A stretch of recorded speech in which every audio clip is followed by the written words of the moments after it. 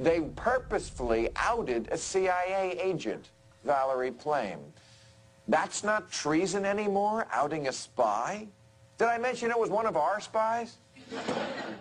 Did the July 14th column destroy your covert position and your classified status? Yes, it did. I could no longer perform the work for which I had been highly trained, and so that career path was terminated. It was her whole career, and her whole career depended on keeping the cover, and they deliberately went out and trashed her. Valerie Plame, her career ended, her life endangered, those of the people around her endangered. And she says in her memoir that when she went out on her back porch, to look at her back porch rather, and she has 2 toddlers, she saw that the bolts holding the deck up 20 feet off the ground had been loosened. That's right, targeting key individuals.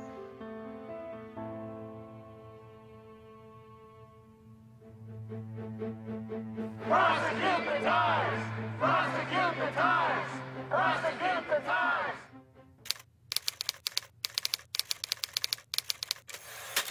The next step a would-be dictator always takes is to restrict the press. Of course, this is really scary, you know, to me, but it should scare all of us. There can be no excuse for anyone entrusted with vital intelligence to leak it, and no excuse for any newspaper to print it. Bill Keller, the executive editor of the New York Times, chose to publish a story that revealed that the White House, under the guise of fighting terror, was secretly and illegally monitoring financial transactions through a Belgian telecom company called SWIFT. Some in the press, in particular the New York Times, have made the job of defending against further terrorist attacks more difficult by insisting on publishing detailed information about vital national security programs. There was this drumbeat of sound bites from the White House. Treason, treason, treason. Right-wing pundits and elected officials immediately called for the prosecution of the New York Times and its confidential sources under the Espionage Act. And I'm calling on the Attorney General to begin a criminal investigation and prosecution of the New York Times, its reporters, the editors that worked on this, and the publisher. Other pundits used White House sound bites that called for Bill Keller's prosecution on the basis of treason. Anybody who leaks or publishes classified data in a time of war in a highly successful program such as the SWIFT base, they should be tried for treason. If they were found guilty of treason, I would have no problem with them being executed. There was this soundbite: prosecute such reporters under the Espionage Act. Prosecute reporters who release classified information under the Espionage Act.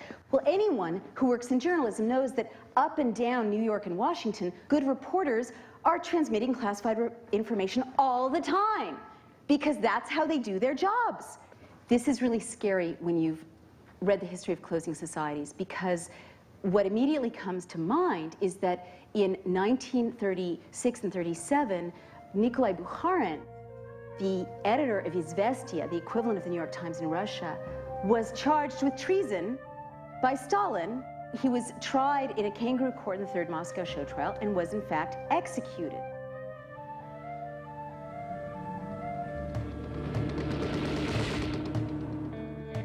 The Espionage Act of 1917 was passed in the run-up to the First World War. The Espionage Act basically made it a crime to criticize the war. It equated dissent with espionage. And what it did was it allowed agents of the state to round up ordinary citizens, librarians, activists, labor leaders, journalists, without warrants. Often these people were beaten, they were imprisoned. Eugene Debs, a presidential candidate at the time, was sentenced to 10 years in prison under the Espionage Act. His crime? He had given a speech about the First Amendment. So this sweep of the Espionage Act silenced dissent in the United States for a decade. So when you start to hear this drumbeat, treason, treason, espionage, espionage, try them under the Espionage Act, you know that you have moved into a very dangerous place in a closing society. Bilal Hussein, was an AP photographer. He was part of a team of photojournalists who were nominated for a Pulitzer Prize for their documentation of the war in Fallujah.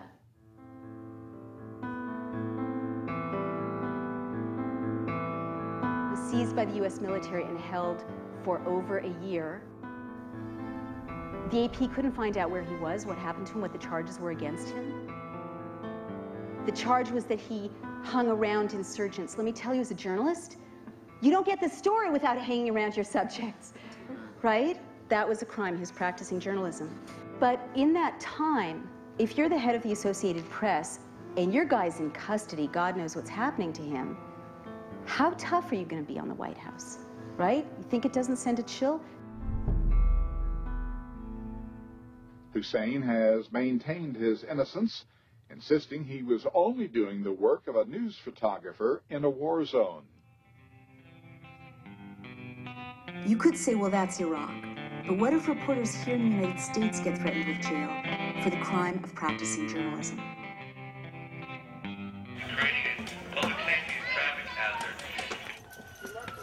Get back! Everybody get back! Everybody step back! Another really scary example for those of us who are journalists here at home is Josh Wolf, no relation.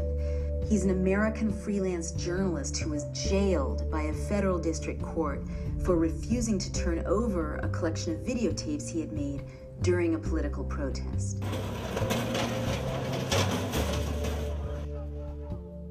About 2 days after I filmed that protest, the FBI showed up at my house and asked a bunch of questions and wanted to obtain a copy of the full tape.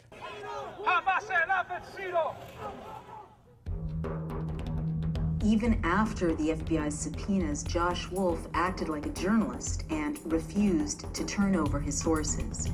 For this, he was sentenced to prison. I figured it would be the journalists spent the night in jail and they decided to drop the subpoena afterwards. This wasn't the case. You're taken by U.S. Marshals from a courtroom, forced to strip down to absolutely nothing, handcuffs in the front, a chain around my waist tied to my feet. I remember seeing this very large guy, giant guy, shaved head, tattoos, looked completely scary as all can be. He's like, "So what are you in here for?" And I'm like, "Oh, I'm a journalist that refused to provide tape and testify before a grand jury about protesters." And he's like, "So you're here for not snitching? That's amazingly cool, man." He's like, "Be sure to tell people about that. You'll get respect. You won't have anything to worry about." And I'm like, all right, note to self, I'm here for not snitching. Josh served 226 days in an 8 by 10 foot cell. His sentence was longer than that for any journalist in U.S. history. The real risk, the real frightening fact was that the federal government was trying to obtain the identities of people who don't support what this government is doing, and using a journalist as an agent, a de facto agent, to do it. When I was speaking to intelligence officials about WMD in Iraq, they were willing to speak precisely because they knew that I would protect that confidentiality. And when you lose that ability to guarantee somebody's, to protect your sources, then you lose that information. Ultimately, it's the public as a whole that loses.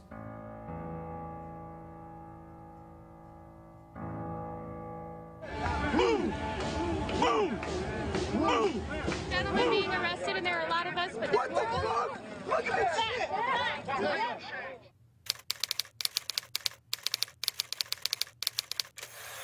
The 9th step is to recast criticism as espionage and dissent as treason, and you see this more and more.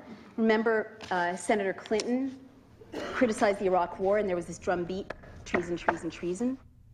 But you start to see in a closing society more and more laws criminalizing speech. Leave the Bill of Rights alone. Thank you.